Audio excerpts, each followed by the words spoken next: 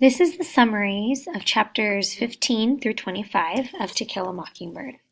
So let's go ahead and pick up where we left off. So in chapter 15, the one thing I do want to say that's important about this chapter is the fact that Atticus is trying to protect Tom Robinson. This is the basis of this chapter, is the fact that Tom Robinson gets moved to the Maycomb jail, and Atticus foresaw that people were going to have a problem with that. And sure enough, a lot of men did.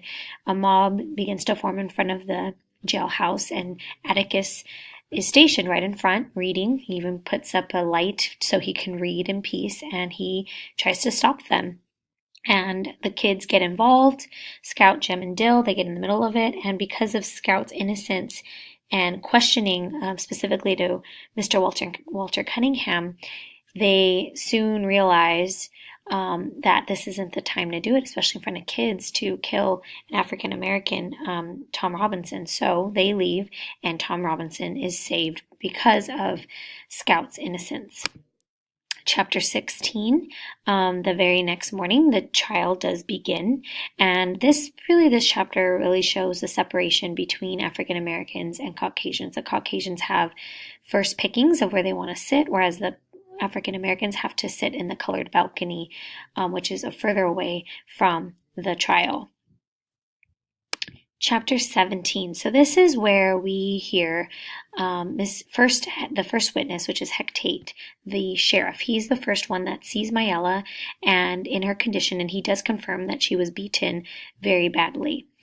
But something that we find out is Mayella and Bob Ewell are both saying that she was raped, but Hecate nor a doctor could confirm that if she really was.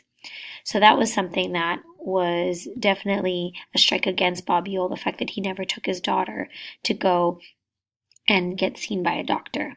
So the next witness is Bob Ewell, and everything about him, his body language, his attitude is very poor.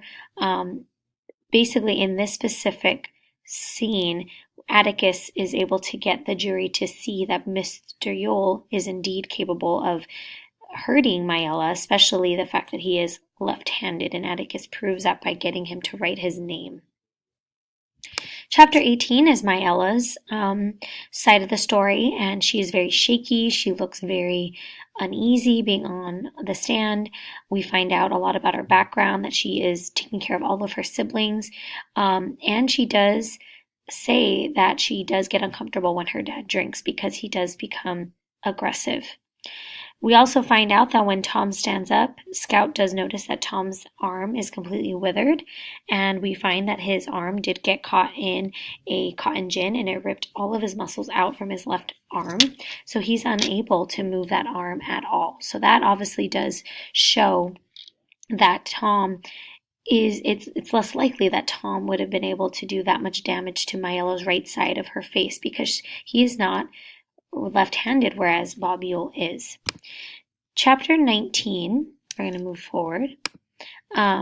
Basically, this one is Tom Robinson's side of the story, and it's completely different. Has nothing to do with him trying to hurt Mayella. It's actually quite the opposite. Mayella is the one putting her arms around him, trying to get him to have sexual intimacy with her, and Tom refuses. He does push her off of him, and because of that, she starts to freak out, starts to cry, and that's where Bob Ewell comes in the scene, and he sees that his daughter wants to have relations with an African American, which does set him off.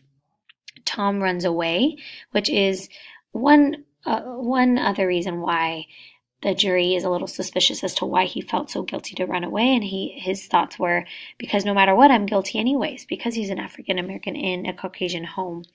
And after this, Bob Ewell, obviously during that time, we could assume, beats Mayella for wanting to have sexual relationships with an African American.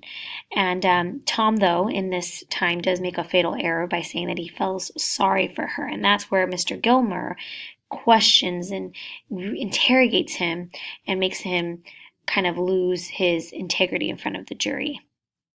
And chapter 20 is we get a lot of insight from Dolphus Raymond as to why, as a Caucasian, why does he drink or pretends to drink and be known as the town drunk. And in this chapter, we learn a lot of how the racial injustice that's going on truly does impact not just African Americans, but also Caucasians.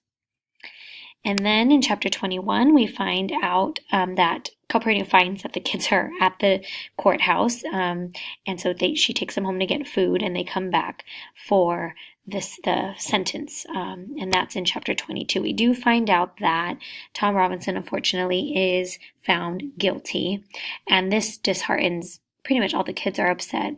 Atticus, though, still has hope. He feels like he can repeal the case and get him, hopefully, only some jail time instead of death, because technically being guilty for rape is a death sentence.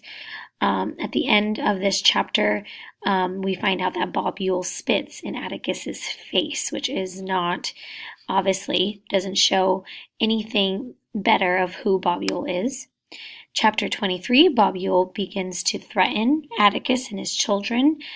This time, Atticus does a good job with educating his children about why Bob Ewell does this. And at the end, Scout and Jem kind of realize why Boo Radley wants to stay inside. It's because this world is such a horrific and troubling place.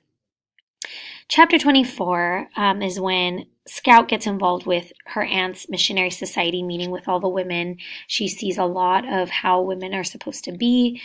Not the best role models. Miss Maudie, though, still stays true to herself. At the end of this chapter, though, this is where you will find out that Tom Robinson was shot and killed.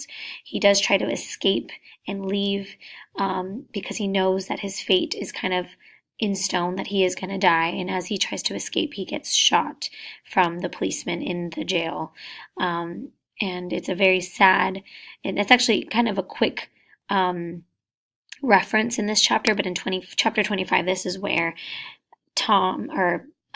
Atticus asks Calpurnia to go and visit Helen to let her know of what happened to her husband, and she obviously doesn't take it well. At the end of this chapter, we do find that Bob Ewell, he vocalizes about his glee that Tom is dead, and he does say it made one down and about two more to go. So this is the end of chapter 25. So I would love for you guys to predict, who do you think are the other two people that Bob Ewell is referring to? Thank you so much for listening, and please type up these summaries and enjoy the reading.